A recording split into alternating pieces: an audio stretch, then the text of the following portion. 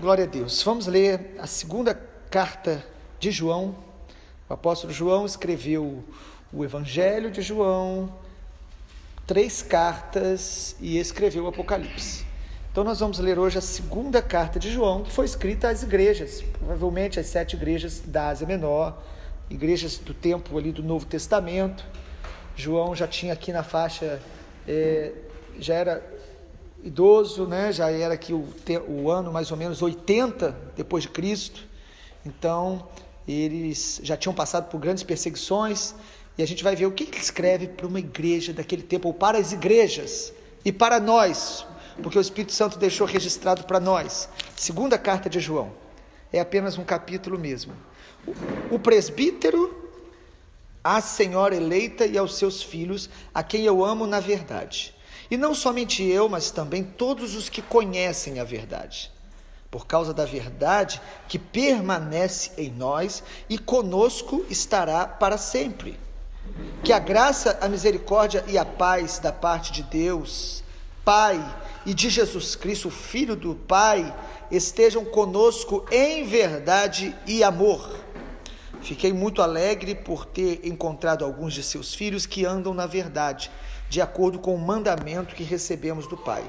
E agora, Senhora, peço-lhe, não como se escrevesse mandamento novo, mas o mesmo que tenho tido desde o princípio, que nos amemos uns aos outros, e o amor é este, que andemos segundo os mandamentos de Deus. Este mandamento, como vocês ouviram desde o princípio, é que vocês vivam nesse amor, porque muitos enganadores têm saído do mundo afora, os quais não confessam que Jesus Cristo veio em carne. Este é o enganador e o anticristo. Tenham cuidado para que não percam aquilo que temos realizado com esforço, mas recebam plena recompensa. Todo aquele que vai além da doutrina de Cristo e nela não permanece, não tem Deus. O que permanece na doutrina tem tanto pai como filho. Se alguém for até vocês e não levar esta doutrina, não recebam em casa, não lhe deem boas-vindas, porque aquele que dá boas-vindas se faz cúmplice das suas obras más. Ainda tinha muitas coisas a lhes escrever, mas não quis fazê-lo com papel e tinta, pois espero ir visitá-los e conversaremos de viva voz, para que a nossa alegria seja completa. Os filhos da sua irmã eleita mandam saudações. Coloquei um tema para a gente meditar em 2 João, conhecer e permanecer na verdade. A Bíblia diz que Jesus é o caminho, a verdade e a vida. A Bíblia diz que o Espírito Santo, um dos nomes citados por Jesus, é que ele é o Espírito da verdade. Ele nos guia a toda a verdade. E a própria Bíblia, falando da palavra de Deus, diz que ela é a verdade, a sua palavra é a verdade. E João está escrevendo aquelas igrejas daquela primeira geração, do primeiro século do tempo da era cristã. João, além de um apóstolo usado por Deus de maneiras abrangentes, ele foi pastor também da igreja de Éfeso, que, imagina, Paulo fundou, Timóteo pastoreou, João pastoreou. E aí você diz, como essa igreja deveria ser? Uma igreja maravilhosa, uma igreja especial, porém uma igreja que se perdeu, uma igreja que sumiu, uma igreja que hoje você vai em Éfeso, hoje na atual Turquia, aquela igreja lá não tem nada mais de cristianismo. Ou seja, querido, o que te faz permanecer em Cristo e na verdade é o amor pela presença dele. Independe da liderança, independe até daquilo que você já recebeu. E João escreve essa carta por uma igreja daquele tempo que tinha passado já por várias perseguições. O Império Romano já tinha prendido, matado alguns apóstolos, e talvez todos os outros já teriam mortos nesse tempo. E João escreve essa igreja falando a eles: vocês que conheceram a verdade precisam permanecer na verdade, precisam permanecer nele, permanecer na palavra. E João vai falar isso de várias maneiras nesse texto: permanecer em Jesus. E ele começa dizendo, o presbítero, ele se apresenta assim, porque a palavra presbítero no Novo Testamento é similar a pastor, é alguém que tem uma certa maturidade espiritual e levantado por Deus para ser um líder alguém que vai direcionar o rebanho, e ele escreve dizendo: a senhora eleita e aos seus filhos. A maioria dos estudiosos crê que aqui é uma linguagem simbólica para falar sobre a igreja, chamando a igreja de senhora. Pode ser que ele escreveu para uma senhora, literalmente, uma mulher, mas parece mesmo que ele está falando a igreja, e num contexto de perseguição, ele usa uma linguagem simbólica. Ele fala a senhora e a seus filhos, depois ele fala, olha, os filhos da sua irmã, versículo 13, né? Eles também mandam saudações. Parece que ele está falando para a igreja. E eu coloquei pelo menos 5 palavras que João nos dá para a gente realmente permanecer na verdade. Nesses dias maus que nós acabamos de estudar Apocalipse, vemos que a iniquidade e as falsas doutrinas estão proliferando, e você pode estar numa igreja que prega a verdade, mas seguindo uma falsa doutrina no seu coração, acreditando em misticismos, em suas próprias ideias, em seus próprios conceitos espirituais, entre aspas, ou religiosos, seguindo não a Jesus, mas seguindo a você mesmo.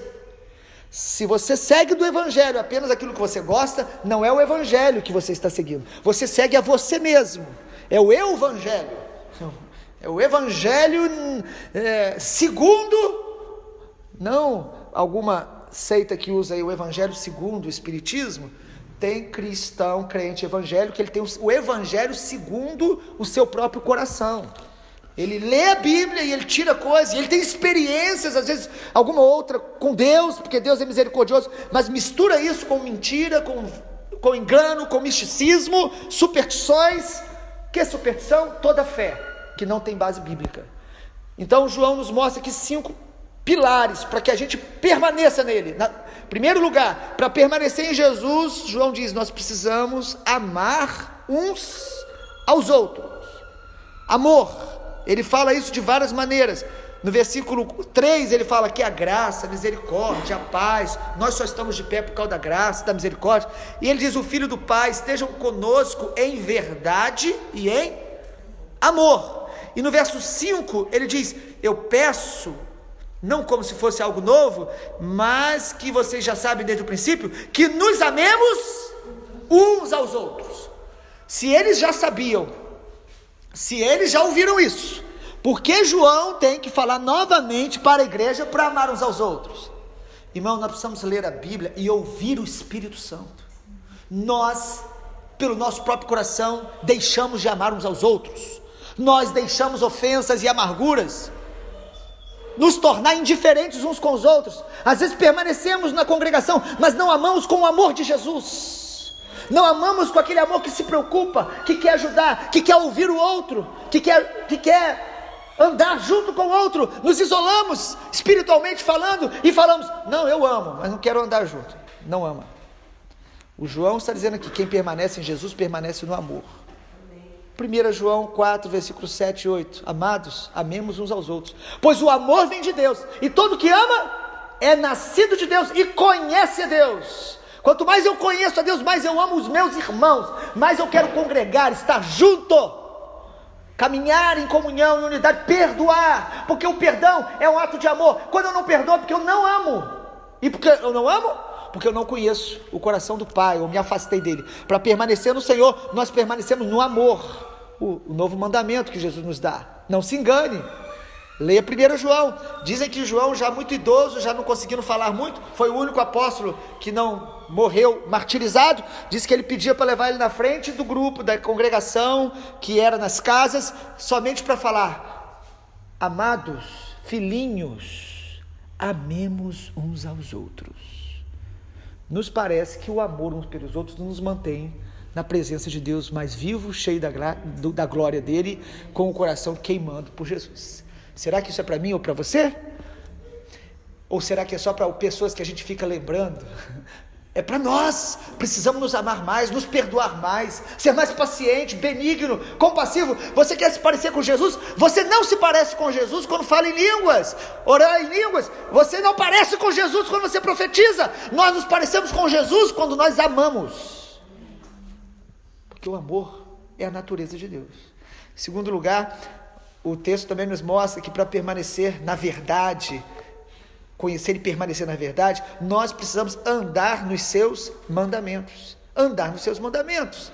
O texto no versículo 6 diz: e o amor é este, que andemos segundo os mandamentos de Deus. E este é o mandamento, como vocês já ouviram desde o princípio, que vocês vivam nesse amor. Andar nos mandamentos. Eu permaneço no Senhor quando eu ando na sua palavra, ou seja, obedeço. Obediência, andar é obedecer. Às vezes a gente substitui o obedecer pelo conhecer. Eu conheço a Bíblia, eu sei os mandamentos, mas você obedece, você anda neles. Tem muito jovem rico na igreja, citando aqui o Evangelho, quando um jovem que conhecia todos os mandamentos ainda descreveu para Jesus. Jesus falou assim: tá bom, você sabe tudo, né? Que bom. Então tá bom, então vende tudo que você tem e dá aos pobres. Não, isso não. Aí diz que ele abandonou Jesus por causa disso. Ou seja, ele sabia, mas não praticava a essência do mandamento. Porque a essência de todos os mandamentos é amar a Deus acima de todas as coisas e ao próximo como a si mesmo. Mas aí pessoas dizem: eu amo a Deus, só da boca para fora. Leia 1 João depois. Ele diz: não amemos de língua, de palavra. Como eu provo que eu amo a Deus? Obedecendo. Por quê? Porque Jesus falou: vocês são meus amigos quando fazem o que eu mando. Quando eu leio a Bíblia e digo: a essa parte eu não obedeço, eu estou provando que eu não ando na sua palavra e que eu não amo suficientemente. Você crê na Bíblia? Você só crê na Bíblia se você obedece. Você crê em tudo que você obedece. Porque quando eu creio, eu obedeço. Porque tantas pessoas pregam, falam que são do Senhor e vivem uma vida tão longe da palavra de Deus. Por quê? Porque elas não creem na Bíblia e elas não amam o Senhor. Elas usam a Bíblia, às vezes usam a religião para fins próprios, benefícios próprios, para aliviar a sua própria consciência, porque elas gostam do culto. Irmãos, louvar é tão bom, cantar é tão bom para quem gosta, nós que ministramos louvor, mas nós não podemos amar as coisas referentes ao Senhor, nós temos que amar o Senhor.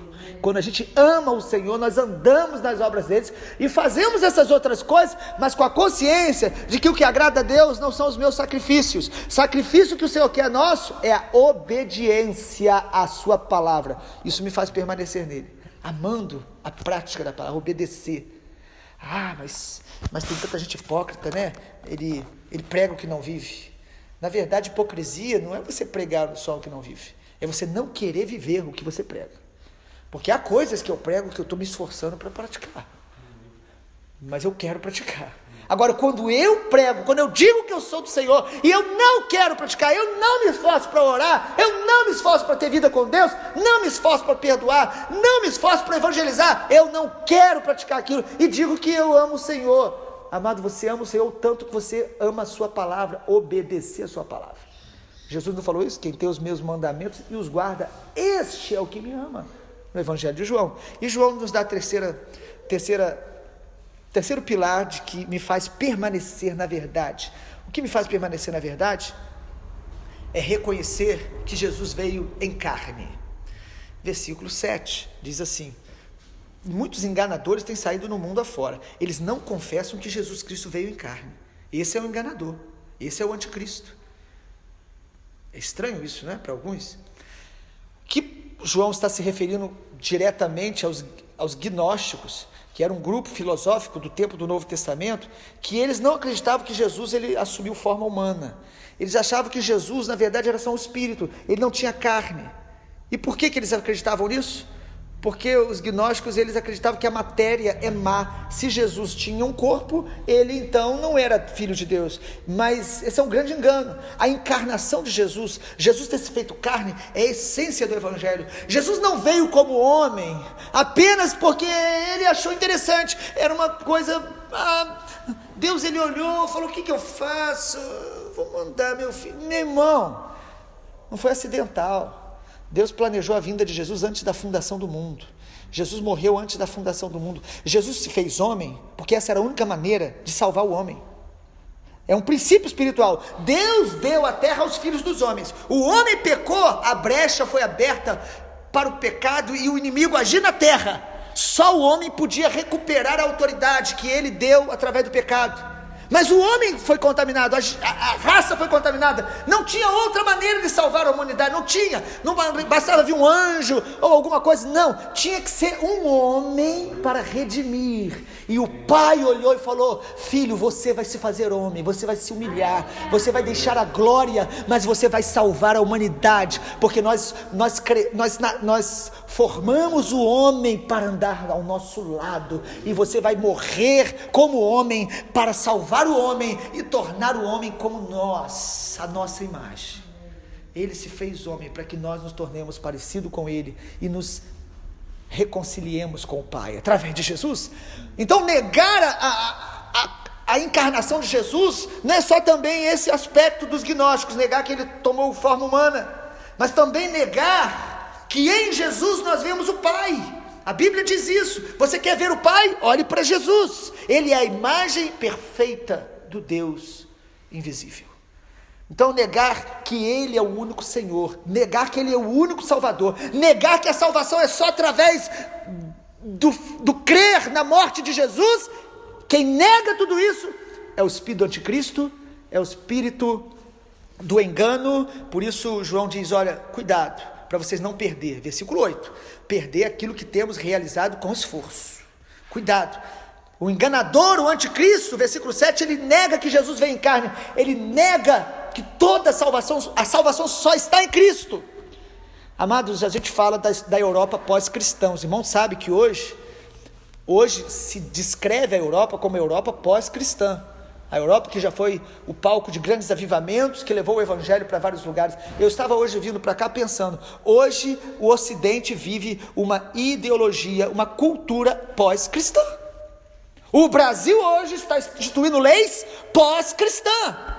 E os cristãos do Brasil, sejam eles católicos, evangélicos, ou os que simpatizam ao cristianismo, não estão percebendo isso, porque nós estamos debaixo do engano, da fortaleza, de que hoje é um novo tempo, temos que ser tolerantes, não podemos ser fundamentalistas. Está ouvindo essas palavras? Eles usam, não podem ser, mas eles são fundamentalistas para o engano, para as trevas, para a iniquidade, para a impureza, para serem a favor do aborto, para serem a favor da homossexualidade, para serem a favor da banalização do divórcio, do adultério. Adultério já foi crime, hoje se banaliza, sabe, amados? Nós vivemos esse tempo, mas nós estamos aqui para declarar: cremos que Jesus veio em carne e morreu por nós, Ele é a nossa verdade absoluta, Ele é o único caminho, a única verdade, a única vida. Não há salvação fora da fé em Jesus, no sacrifício do Cordeiro de Deus que tira os pecados do mundo,